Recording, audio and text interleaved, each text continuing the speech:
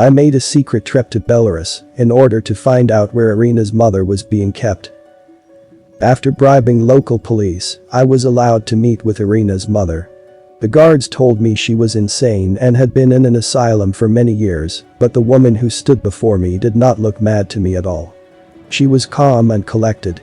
At first, she refused to engage in a conversation with me, but when I mentioned Irina, she quickly nodded and asked questions about her daughter.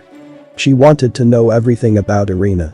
I asked her why she was here, and she told me a harrowing tale of betrayal and pain. Ekaterina told me about the time she met Irina's father. Both of them were fresh out of spy training centers. Ekaterina was working for the famed KGB, while Richard was a young recruit in CIA's Domestic Protective Division. They bonded instantly and soon got married. However, Ekaterina was recalled to Moscow a few months after she married Richard. The KGB director personally ordered her to break her relationship with Richard, as conflicting spy agencies were not supposed to intermingle. Ekaterina did her patriotic duty and divorced her American husband. She then married her handler, a KGB agent who was from eastern Romania. A year after Ekaterina's marriage, she gave birth to a beautiful baby girl and named her Irina after herself. Richard was still on the lookout for his missing wife when he finally met her during a joint Soviet-American mission in the Balkans. Ekaterina was moved by how much Richard still loved her, and she decided to move to America with him. In American courts, they had never been divorced. They began to live as a couple again, and Irina grew up knowing that Richard was her biological father. However, after Irina became 6 years old, Ekaterina wanted to tell the child the truth about who her father was. That was a tipping point in their relationship. Richard vehemently opposed the plan and warned Ekaterina never to disclose the identity of Irina's real father. When Irina's mother threatened to leave him, Richard framed her for the murder of several CIA officers and had her arrested. She was extradited to Russia to face trial for the murder of yet another GRU regional director, and the court sentenced her to life in an isolated prison. I wanted to verify the story and went to meet the Romanian man who Ekaterina had married. I found him in an old home, his body brittle with battling cancer. I told him all that had transpired between Ekaterina and Richard. He had no idea Richard had framed his wife for the murder of so many people. He gave me the contacts of several of his Russian friends and told me to go to them with specific messages. He assured me those men would know best how to deal with Richard. During the following weeks, I visited him multiple times. The man confided his real name to me. It was Gabriel Tiefin. Each week, I made sure to visit Tiefin and bring along his favorite newspaper issues. He was excited to hear that I was dating his daughter Irina. Like Ekaterina, the Romanian man wanted to know all about Irina. I told him snippets from our daily life. He told me that Irina was his biological daughter and never belonged to Richard. When I asked him how he lost contact with his daughter, Tiefin told me Ekaterina and Richard were close friends, and when he got married to Ekaterina, Richard continued to frequent their house, and after Irina was born, they agreed that they should nominate Richard as the guardian of their child, should something ever happen to either one of them. Tiefin and Ekaterina's relationship soured soon after Irina's birth, because Richard began to hint to his old friend that Ekaterina loved him, and the child was in fact his. Stefan was less interested in Richard and wanted to know what kind of person Irina had grown up to be. I assured Stefan his daughter was a magnificent person and that she lived with the director of NSA's Black Hawk program. I visited Irina's biological father a week before Christmas. As an early present, I brought several albums of photographs Irina and I had taken since we started dating. Tiefin beamed with happiness as he leafed through the waxed pages. He said Irina had his hair. I instinctively glanced at his starch white hair and we both burst into laughter. I was amazed at the nonchalance of this elderly man. It had been a long time since I had the heart to laugh freely. Stefan had a gentle bearing within him that calmed me and made me feel loved. I was inwardly pleased to have found Irina's real father. He was a good man, someone I had hoped would be my father-in-law one day. Before I departed, Irina's father asked me to take a walk with him on the snow-covered pavement in front of the senior center. I helped wrap woolen scarf and hat around his thin body and joined him in brief stroll. However, the winter chills proved too much for the elderly Romanian man, and he caught a mild cold. Fearing he might not survive the cold, Tiefin wanted to see his daughter one last time in case he passed away, so I promised him I would bring Irina with me in my next visit. True to my word, I called Irina and told her about Ekaterina and her real father Stefan. Irina didn't believe a word I said to her, but she agreed to meet the dying Romanian man. We went to the old home together and proceeded to the room in which he was being cared for. On our way up the stairs, I noticed that two of the nurses who were leaving had odd shoes on their feet. Rather than work shoes, they were wearing heavy insulated boots. Almost as though they had come directly from a chemical lab or a weapons factory. I ignored my thoughts as paranoia and entered the room. The man I had met a month earlier was lying motionless on the hospital bed. I hurried to Stefan's side and gazed at those wide sightless eyes. There was no life in them. Ekaterina's husband, Irina's biological father, was dead. Irina stifled a scream at the sight of the corpse and hurried out to summon the nurse. I leaned against the doorway and collected my thoughts. It was highly unusual. Something was terribly wrong. I knew it was not a coincidence that Irina's biological father would die the day after he wanted to meet Irina. Someone didn't want him to meet his real daughter and killed him before he got the chance to see her face to face. I felt miserable. I lost the one person who put his faith in me. I couldn't keep him safe. Before I left the hospital, I collected a sample of hair from the man's personal effects. The DNA test would prove if he was telling the truth about being Irina's father. I conducted the test without telling Irina. The lab results proved my suspicions to be correct. The paternity test was a match. The Romanian man was indeed Irina's biological father. When I confronted Irina with the lab report, she reacted abrasively and claimed that the only father she ever knew was the one who had raised her. I insisted we run a paternity test to rule out any doubts. Once more, the DNA of Irina's father, the NSA Black Op director who had been raising her as his own, was not a match with her. This time, she really confronted him and demanded an explanation. The former Black Op director broke down in tears and swore that he loved Irina like his own child. He begged for forgiveness and said he never cared about DNA results. All he knew was that Ekaterina's daughter was his child as well.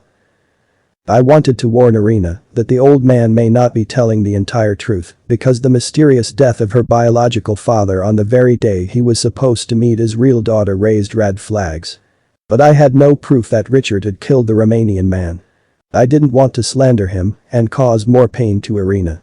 Irina's father, or Richard, as I now called him, was apologetic and invited both of us to his house.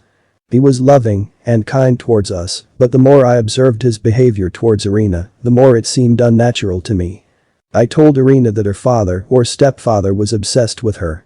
She dismissed my concern and said he was just concerned for her safety and wanted to look after her properly. I had a nagging feeling that he had ulterior motives. Irina was ferocious to hear my skeptic idea, but I was sure this time I was not mistaken. I became more desperate to keep Irina away from the overbearing old man and suggested we move to a different state or country. Irina agreed, and we began to make plans for a big move. 1 week later, I walked into a young man at a dollar store. He was wearing a security guard's uniform. I was certain I had seen the man before, so I asked him where he had worked previously. He admitted that 12 days ago, he left his previous place of employment at a senior center and took a job here. I asked him to give me the exact address of the nursing home. When he gave me the location, I recognized it at once. It was the old home where Irina's biological father had died a week earlier.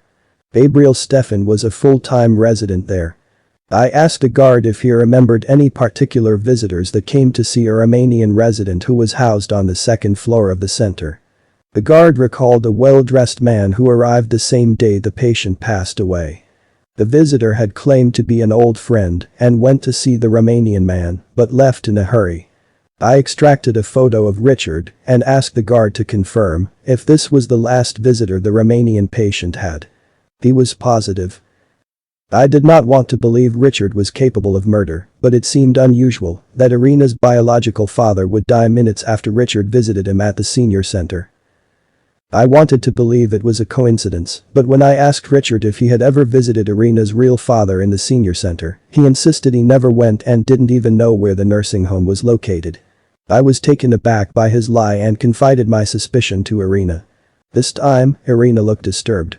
She wanted to know who killed her real father, but I admitted that I had no actual evidence linking Richard to the murder because the nursing home he was living in was old school and did not have surveillance cameras inside the residence room. Irina told me she would run a bluff with Richard and find out the truth. I accompanied her to her stepfather's house and waited while she went inside to confront him. "I saw it, Daddy," Irina was telling Richard. "What are you talking about?" "I'm not a little girl anymore," Irina said, her voice raising steadily. "Don't treat me like a child. I know what you did. I watched a live feed from the security camera that had been installed in the nursing home. You were there. In Gabriel Stefan's room." "What camera are you talking about?" Richard asked. He sounded afraid. "The security camera at the senior center where my real father was staying. You were the last person to visit him. You deny it." "Irina, listen to me. It is true I went to see your father in the nursing home, but that was only because he asked me to." "My real father wanted to see you?" Irina sputtered. "But why?" "Your father knew he was ill," Richard explained. "He asked me to look after you and keep you safe if he died." "Is that why you killed him?" Irina demanded. "Kill him?" Richard repeated with some severity of tone. "My darling, how could you say this? I raised you and loved you as my own daughter and you think I am capable of murder. Then why does the security camera in my father's room show you suffocating him to death with a pillow?" Irina was crying. "I saw the feed. It was you. You choked my father until he died." "Irina, you were mistaken," Richard pleaded with her. "I saw it. I saw what you did," Irina wailed. "How could you?" I heard loud groaning. It sounded as though Richard was weeping as well. "Sweetheart, if you gave me a chance to explain." "No, I don't want to talk to you," Irina shouted. Richard, however, was speaking again. "It's time I tell you the truth." He spoke between fits of sobs. "I admit it, I killed your father, but only because he asked me to. When I went to visit him, he told me he was ill and he didn't want to suffer a prolonged life. He begged me spare him the agony of a slow death in the hospice and asked me to kill him." "I don't believe it," Irina said defiantly. "Why would he ask you to kill him if he was supposed to meet with me that very day?" "Your father told me about you," Richard said in a tremulous voice. "He said he had a lot of enemies and if they knew you were related to him, they would harm you. So, he also begged me never to let you come near him. That's why, for all these years, I have kept you with me, to protect you. But you shouldn't have killed my father, even if he begged you to. It wasn't right. I swear to you, Irina, I never wanted to hurt that man, but he begged me to do him one last favor. We were friends many years ago, ever since he had married your mother. I couldn't refuse his final wish. He wanted me to take his life as mercifully as possible.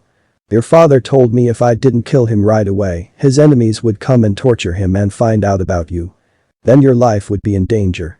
I had to do this despicable act to keep you safe, Irina." "Really?" Irina said. "You did it for me?" "Sweetheart, every morally objectionable thing that I have ever done was to protect you," Richard declared. Somehow, Irina was satisfied with Richard's explanation and she returned to my house in good spirits. Irina assured me her stepfather had acted in her best interest and that he had not wanted to kill her biological father, but felt that he had no choice. I was stunned to see how easily Richard was able to manipulate Irina. She readily forgave him for killing her own father because he managed to convince her it was for her own protection. I didn't believe for one moment that Richard murdered the old Romanian man as a mercy killing. I acquired medical reports from the nursing home that showed his cancer was in regression. Irina's father was healing. There was no reason he would call an old friend and ask him to kill him. I knew Richard was lying and he had killed Irina's real father to prevent him from telling his daughter the truth, but once again, I lacked evidence. I had no way of proving to Irina that she was being deluded. It was a debilitating feeling, so I diverted my attention to other aspects of my personal life. America was beautiful and welcoming, but it still did not feel entirely like home. I was constantly on a roller coaster of missions, solving mysteries, carrying out dangerous investigations and occasionally, in concert with local authorities, stopping major attacks from taking place. I missed home. I missed my mother. 1 year after I arrived in America, I procured unregulated traveling documents. I immediately used the untraceable passport to travel to my birthplace. London was still the same as I had remembered as a child. I knew where my first stop would be. Directly from the airport, I rented a vehicle and drove to the cemetery my mother was buried in. Although the last time I had been in that country was over a decade earlier, I remembered the landmarks. It did not take me too long to find the spot she lay beneath. It was covered in shrubberies and looked abandoned. My heart sank to see such unkempt appearance of the graveyard.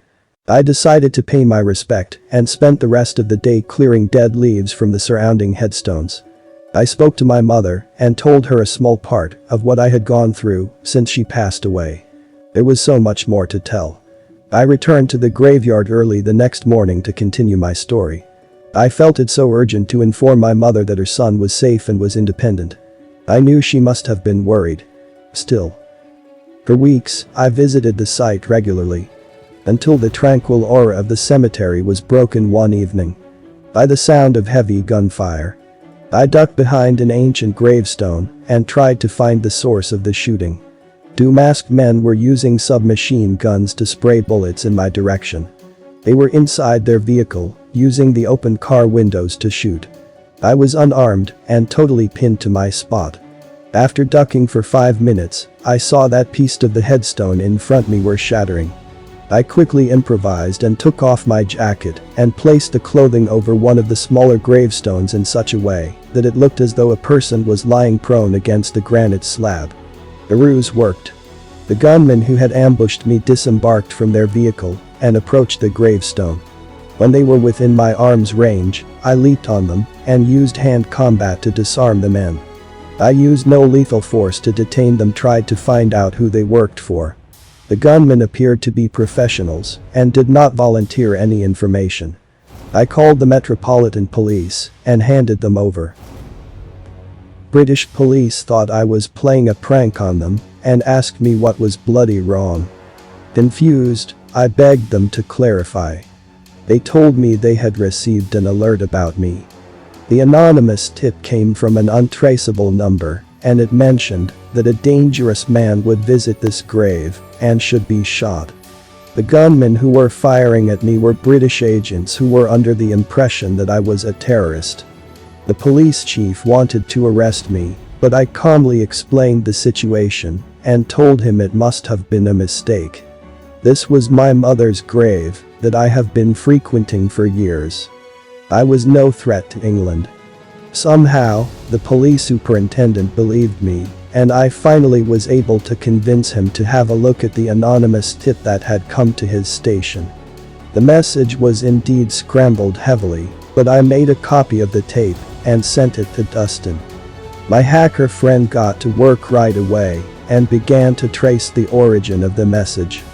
I knew whoever was behind the horrific act of desecrating my mother's grave also wanted to have me arrested or shot by the British police if I showed up and tried to stop them. I needed to know who was so viciously after me and my family. 5 days later, my friend Dustin contacted me. His usual jovial tone was suppressed. I wanted to know what he had discovered. Hesitantly, the Russian hacker broke the news to me. He was able to decode the voice scrambler and identified the deep voice of the speaker. When I hear the original recording, my blood froze. It was Irina's father. His lisping long O accents was unmistakable. Although he had immigrated to America as a young man, Richard's Austro-Hungarian roots was clearly noticeable in his manners and accents. I knew Irina's father was often threatened by me and may have even grown to resent me, but I didn't understand why he would hire people to exhume my mother's grave and disrespect the deceased in such a blatant manner. What could he have gained from this ignoble act? Since that day, I realized my mother's burial place had become a target and I had to do something about it. I used some of my saved money to hire around-the-clock security service to guard the graveyard and conduct constant surveillance. The men I hired were instructed to inform me of any anomalies that they witness, no matter how trivial. To see my mother's tranquil resting place desecrated pained me severely. I had returned to my route after so long, and yet the savages who attacked me did not spare the dead from this shameless assault. I did not want my mother to suffer any more on my account, so I ceased visiting her grave. However, I spoke regularly with the security guards who were stationed to protect the cemetery.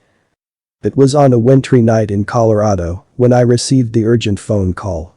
It was from an unlisted number. But I recognized the area code.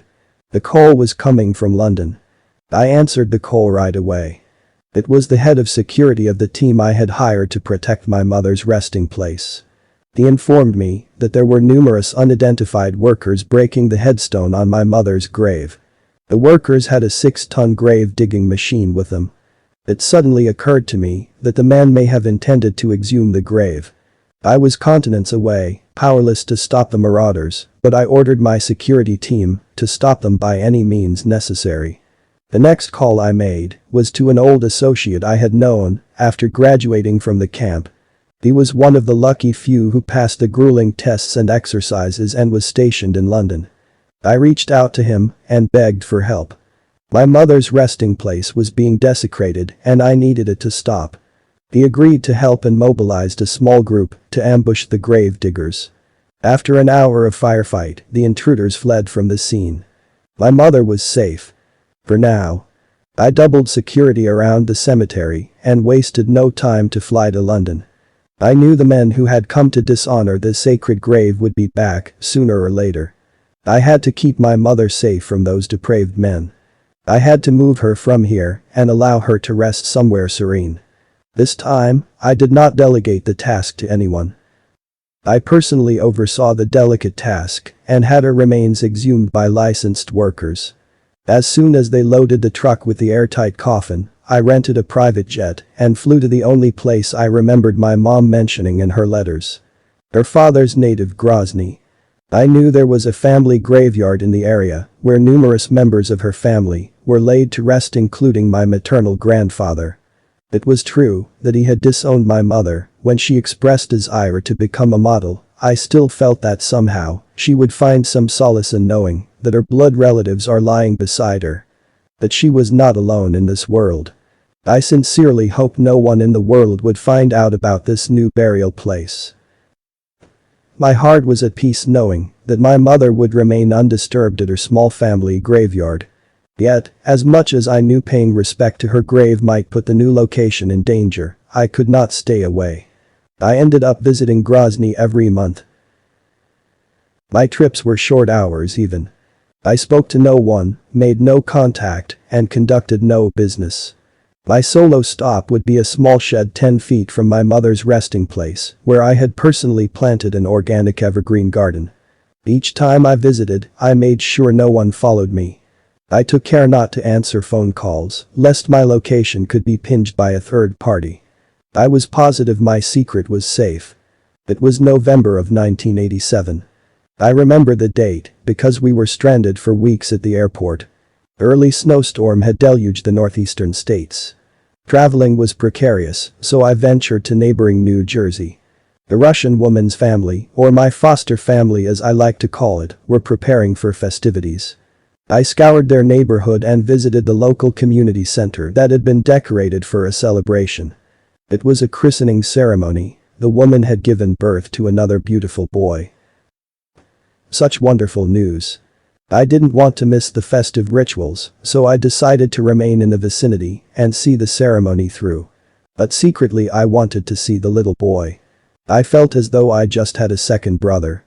Never having a real family left a void in my heart, one that could be soothed by being in close proximity to a loving home and young children. The christening ceremony was rather unusual. I was astounded to see it was taking place in the midst of a small mosque where devotees came and prayed. During the evening, a prayer call was announced and I, wanting to blend in, joined with the men to pray. I didn't know until much later that what I had witnessed was a Muslim community celebrating the birth of a child. It was an interesting experience for me, and the guests noticed my reluctance in mingling with the crowd, offered me refreshments and desserts. I accepted their warm gesture in kind and waited until the baby was brought to be displayed. It was a bubbly and healthy boy. I was proud of my little family. The ceremony ended after midnight when the Muslim priest recited a few lines of Arabic prayer and blessed us. Another snowstorm was on the way, so I wasted no time in returning to New York. When I met Irina in her father's house, I told them about a unique christening ceremony I've experienced. Without mentioning where it was, I described the ritual. Irina was disinterested, but Richard listened to my experiences with a hungry expression.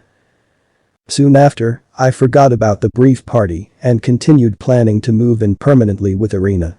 I followed the international news rather closely. The British Indian author, who had previously earned acclaim by writing a book called Midnight's Children, had written another inflammatory book about God and religion. It was released in the market in 1988, and many cities in Asia and Africa erupted in protests. Peaceful protesters decried the book's contents and demanded apology from the author. Some radical religious leaders denounced the book's existence. The London evening paper printed a headline calling for the execution of the Indian novelist. I was confused and worried that escalating violence could result in bloodshed. I made a rash decision to visit the author and confront him about his ideologies. When I finally tracked him down to a skull cafe in London, he was frightened to see me. He believed I was an assassin sent to kill him. I asked him why he should think someone was going to execute him. The writer told me about his encounter with a bespectacled old man with silver hair who had approached him months earlier and given him several pages of typed notes. "Well, what did he want?" I asked. His instructions were clear. The British Indian author said. He told me he was a great fan of my previous book and was impressed that I had won awards. He asked me to make a book based on his plotline. Which was? I can't describe it. The writer confessed. He looked anguished. It was blasphemous. Belittling my own faith. What did you do? I pressed. The author swallowed hard. I told him I couldn't write something so controversial and hurtful. But he insisted I must, or he'd have me shot. I was afraid and hurriedly complied the booklet. The title was not my idea either. Yeah, who writes a book and calls it Satan's verse? I thought it was fake. That's why I came here. I cleared my throat and asked the writer to describe his blackmailer in detail. Before he finished, I whipped out a picture of Irina's father from my wallet. Was it him? The author gasped. His eyes widened in horror as he nodded wildly. Please, don't tell him I gave away his identity. He swore he would kill me and my family if I ever admitted I wasn't the author of this terrible book. I am surprised you are worried about that, I remarked. Thousands of religious people around the world also want you dead because they believe you wrote something you actually didn't write. Funny how life turns on us, huh? That man, I call him Raymond. The author stuttered. I thought he was persuasive. Richard is always persuasive. I said without thinking, unwittingly giving away Irina's stepfather's identity. For a while, I believed Richard was virtually omnipotent in his capabilities. I expected the writer to look shocked, but his face was expressionless. Did he know Richard more intimately than he admitted? I had no way of knowing for sure, so I decided not to press further. Once my suspicions were confirmed, I left the whimpering author alone. His book continued to gain global fame for another couple of years. January 1988. Around this time, in the end of 1988, another crisis was brewing in Europe. I was contacted by some of my former colleagues who now worked with the State Department that an impending war between Serbia and her neighboring countries were about to take place. I contacted Dustin and told him to find out what was actually happening. He discovered that a number of Serbian armed forces general and other influential men were plotting a war with neighboring Bosnia and Croatia and even parts of Yugoslavia in order to reclaim the land they had lost during the Second World War. I asked Irina if her father knew anything about the Serbian issue, but he deflected all our efforts to intervene. Not expecting further help from him, I decided to fly to Serbia to find out who was behind the regional unrest. Irina was eager to accompany me on this trip. Aside from Irina, Dustin was the only person who went to Serbia with me. We flew coach under aliases and landed in Belgrade without any major incident. Using documents seized from 2 Serbian military headquarters, I was able to determine who was behind the plot. It seemed that without consulting with the Serbian president, around 6 generals had made a pact to invade neighboring Bosnia by first staging a false flag attack on their own military convoys and framing Bosnian civilians for it. I broke onto another weapons depot and took pictorial evidence of the Serbian general's plan and made Irina meet with a prominent journalist in order to publicize the news. Within days, the breaking news adorned all of Serbia's newspapers, and the president learned of the plots his generals undertook without his approval, and subsequently he fired the military commanders and announced that Serbia would not be invading its neighbors. Upon my return to the States, I conducted a more thorough investigation into the Serbian generals and visited one of the men in jail.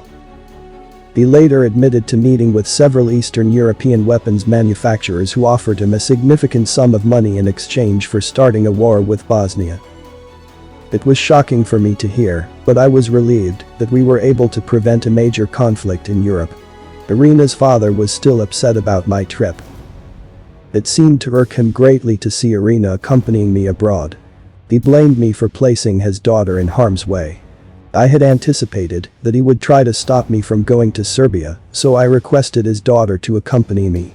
Irina was more than happy to join me in the trip, and although Richard had no scruples about placing obstacles in my path, but he was unwilling to compromise the safety of his beloved Irina, and so we were allowed to travel through the Balkans unmolested. February 21, 1989. The former handler from the Department of Defense, who had earlier assisted me with my money laundering case, contacted me.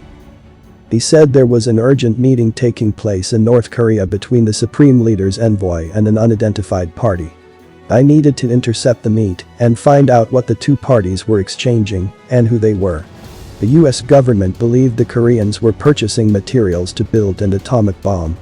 I told him I was done with the espionage business and he should send an American government employee or a CIA officer, but he insisted I was the right man for the job due to my obscure history. I was also told that Irina's father had recommended me for the job. The moment I heard his name, I gave them a flat reply. No, I would not go to Korea. It was too risky. I still recall the horrors I faced in China. I refused to be tortured so heinously by Koreans. However, the DOD man was so persistent and showed me large graphs and data, assuring me that if I didn't go and prevent North Korea from acquiring the deadly weapons, then a global catastrophe would take place. Reluctantly, I agreed. This really would be the last mission I would do for them. The military fighter jet that flew me over South Korea airdropped me over the Korean demilitarized zone. It was the most heavily fortified border in the world, but I got through pretty easily using my false papers which identified me as a physician to the Supreme Leader of North Korea. Not having the unwavering assistance of Dustin in this mission was a little bit nerve-wracking for me, but I managed to find the meeting place using the map which I had memorized prior to the flight. Crashing the meeting was not the hard part, leaving the fortified area undetected was getting near impossible. I hid the pictures of the men who participated in the meeting in my boot and followed the egress protocol, moving stealthily from safe house to safe house.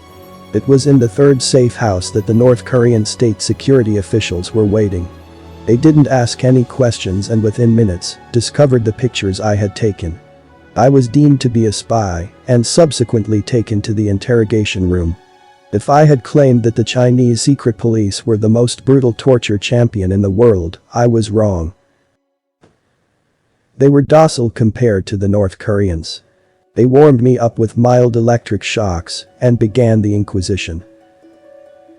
My interrogators wanted to know if I was a CIA officer. I answered truthfully and said I was not.